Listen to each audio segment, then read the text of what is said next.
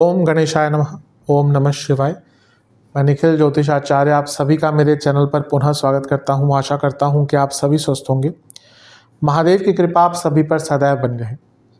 कि वीडियो वृषभ यानी कि टॉरस के लिए अत्यंत विशेष वीडियो है, क्योंकि ये वीडियो है सूर्य महाराज के राशि परिवर्तन के बारे में, जो कि 16 अगस्त को होने वाला है। सूर्य आपके तीसरे भाव को छोड़कर आपके चौथे भाव में प्रवेश कर जाएंगे और अपनी ही खुद की राशि यानी कि सिंह में आ जाएंगे। स्वराशि के सूर्य हो जाएंगे। अब कोई भी ग्रह जब स्वराशि का होता है, अपनी राशि का होता है, तो बहुत स्ट्रांग होता है। सूर्य अपने आप में बहुत स्ट्रांग ग्रह है। नवग्रहों में राजा की उपाधि है उनकी। ज्योतिष को भी अगर छोड़ें तो बिना सूर्य के तो सृष्टि ही नहीं चल सकती। सब कुछ कहीं ना कहीं सूर्य के इर्द गिर्द ही घूमता है।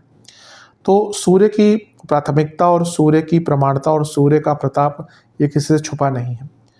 और इस टाइम सूर्य और भी बली है, जैसा मैंने कहा, वो अपनी राशि में है। लेकिन यहाँ पर सूर्य पर प्रभाव बहुत ग्रहों का है। शनि की दृष्टि है जो सूर्य के परम शत्रु हैं। शुक्र के साथ बैठे हैं जो सूर्य के शत्रु ग्रह माने जाते हैं। बुध ठीक है, न्यूट्रल है, लेकिन ये बुध वक्री हैं। और मंगल की दृष्टि है जो सूर्य के परम मित्र ग्रह हैं। तो इतने ग्रहों का प्रभाव रहेगा सूर्य पर, तो चीज़ें बदलेंगी, चीज़ें अपना स्वरूप बदलेंगी। कुछ अच्छा भी होगा, कुछ बुरा भी होगा, और इन दोनों ही चीज़ों की विवेचना करने का प्रयास करूंगा। यदि आपकी लग्न राशि वृषभ है या आपकी चंद्र राशि वृषभ है, दोनों ही गाइडेंस के लिए इस राशिफल को देख सकते हैं।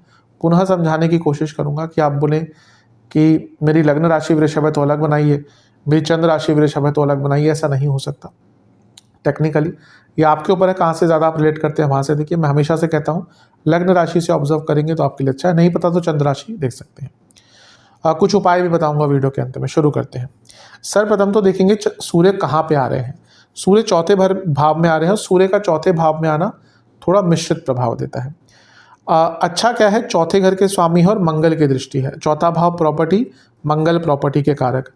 तो कोई प्रॉपर्टी संबंधित अगर कार्य आपके अटक रहे थे, आप प्रॉपर्टी खरीदना चाह रहे थे, बेचना चाह रहे थे, कुछ कंस्ट्रक्ट कराना चाह रहे थे, इन सब चीज़ों में लाभ मिलेगा।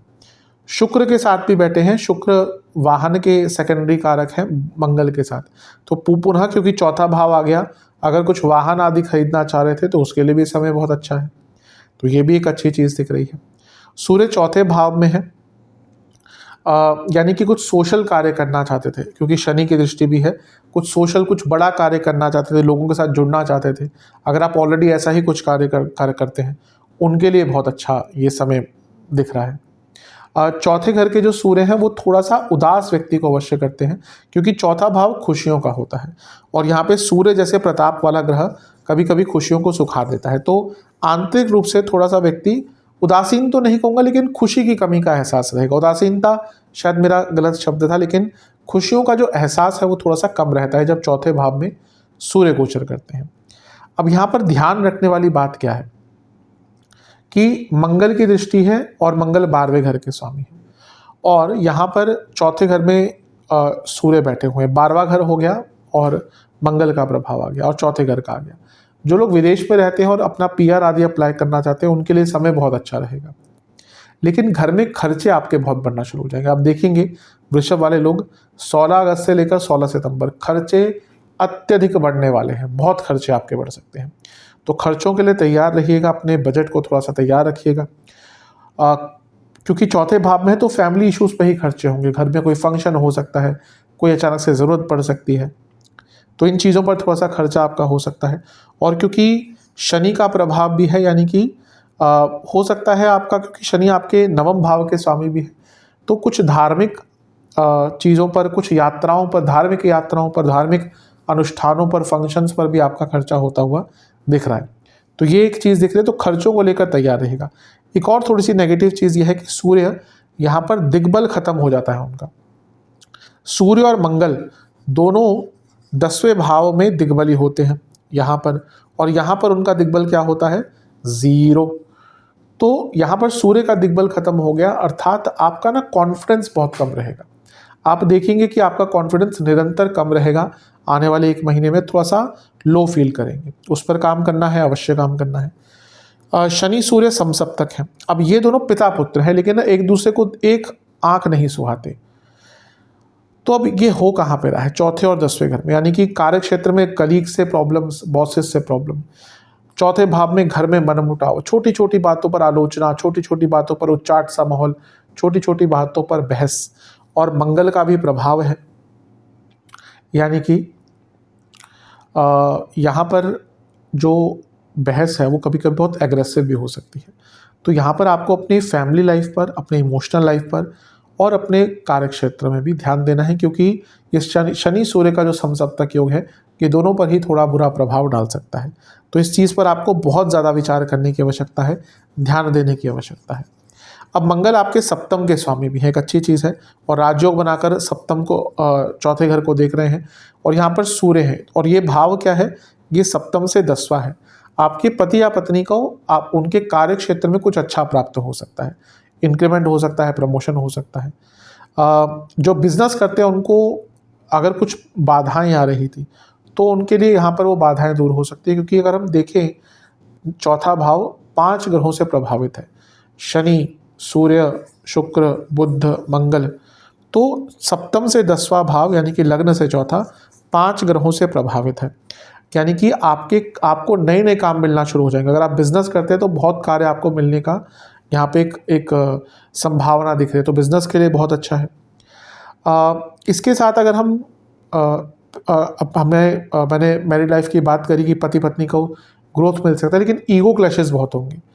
ये ऐसा महीना है जहाँ पे पति पत्नी के बीच में ईगो क्लैशेस होंगे, और इन लॉज के कारण या कुछ ऐसे लोग जो आप दोनों को जानते हैं उनके कारण मतभेद हो सकते हैं, कन्फ्यूजन क्रिएट हो सकती है। तो उस पर आपको कॉन्शियस एफर्ट लगाना है कि किसी की बात सुनकर रिएक्ट नहीं करना। स्टूडेंट्स के लिए फिर भी ठीक ठाक दिख रहा है, क्योंकि पंचम के स्वामी और खुद जो कारक हैं स्टडीज़ के वो बुध सूर्य के साथ बैठ गए, बुध आदित्य योग बन गया। ये बस ठीक है, बस ये है कि स्टूडेंट्स को अपने घर वालों का साथ नहीं मिलेगा, और क्योंकि इमोशंस का भाव है तो इमोशंस पर कंट्रोल रखना पड़ेगा। अन्यथा ये जो सूर्य का गोचर है स्टूडेंट्स के लिए भी बहुत अच्छा प्रभाव देता हुआ दिख रहा है। तो ओवरऑल अगर हम देखें कोई बहुत ज़्यादा नेगेटिव नहीं है। बस ध्यान क्या देना है? भौतिक रूप से आपको अपने धन को संचित करके रखना है, यानी कि खर्चों पर नियंत्रण करना है, और मानसिक लेवल पर, इमोशनल लेवल पर, घर की स्थिति पर, घर की मनः स्थिति पर, इस पर सबसे ज़्यादा विचार करना है। 2 चीज़ें हैं जिस पर बहुत ज़्यादा ध्यान देना है। पहला, आपको अपनी माता जी की सेहत का बहुत ध्यान देना है। अगर ऑलरेडी उनको कोई हेल्थ इश्यूज चल रहे हैं तो प्रॉब्लम हो सकती है। इवन यहाँ पे माता जी को थोड़ी सी इंजरी, कोई अचानक से सर्जरी करानी पड़ सकती है, तो बहुत ध्यान दीजिएगा। और दूसरा सबसे इम्पॉर्टेंट आपके लिए है, शुक्र हैं, बुध वक्री हैं, शनि वक्री देख रहे हैं और मंगल देख रहे हैं। वाहन दुर्घटना के प्रबल योग बनते हैं। मैं कभी भी ये चीज़ें डराने के लिए नहीं कहता, चेताने के लिए कहता हूँ। अब किसी को अगर ये नेगेटिव लगता है तो वो उनकी अपनी समझने की क्षमता है, क्योंकि मेरे को किसी को बुरा बताकर कुछ नहीं मिलता। लेकिन अगर एक व्यक्ति भी जब मुझे कंसल्टेशन में कहता ना कि आपने बताया था कि एक्सीडेंट का योग है और मैं बाल बाल बचा, मेरे लिए वहीं पे मेरा जो एक औचित्य है वो पूरा हो जाता है। तो वृषभ वाले जो लोग हैं, आने वाले 1 महीने बहुत केयरफुल रहिएगा वाहन चलाते हुए, क्योंकि दुर्घटना के योग हैं। अब जिनकी यहाँ पर दशा अंतरदशा बहुत ख़राब चल रही है उनको ज़्यादा प्रॉब्लम होगी, नहीं चल रही तो थोड़ा सा कम प्रॉब्लम होगी, लेकिन ध्यान अवश्य रखना है। सबसे इम्पॉर्टेंट है, एक तो अवॉइड कर सकते हैं तो अवॉइड कीजिएगा, नहीं कर सकते तो बहुत ध्यान रखकर, ध्यानपूर्वक बिल्कुल रिस्क नहीं लीजिएगा। और जब भी वाहन चलाएं तो बजरंग बली का नाम लेकर और महामृत्युंजय का जाप कर ही वाहन को चलाइएगा। तो इन सब चीज़ों पर ध्यान दीजिएगा। सेहत की बात करें, जिनको हृदय रोग है बहुत केयरफुल रहने की आवश्यकता है, जिनको सांसों से संबंधित रोग है बहुत केयरफुल रहने की आवश्यकता है, जिनको ब्लड प्रेशर है, नसों के रोग है, बहुत केयरफुल रहने की आवश्यकता है। तो इन सब पर ध्यान दीजिएगा। उपाय के रूप में क्या करना है, एक बड़ा पात्र लेना है, उसमें आपको जल डालना है, कुछ लाल फूल डालना है और चंदन का पाउडर डालना है। आधा जल शिवजी पर अर्पण करना है। शिवजी पर अर्पण करते हुए ओम महादेवाय नमः मंत्र का जाप करना है। फिर जो आधा जल बच गया वो सूर्य देवता को अर्पण करना है। सूर्य देवता को अर्पण जब कर रहे होंगे तो हम ओम आदित्याय नमः मंत्र का जाप करना है। उसके बाद दोनों ही देवताओं को खीर का भोग लगाना है। आशा करता हूँ कि वीडियो काम आएगा। चैनल पे नए हैं सब्सक्राइब कर लीजिए, वीडियो को लाइक कर लीजिए। मिलता हूँ अगली वीडियो में, तब तक के लिए ओम नमः।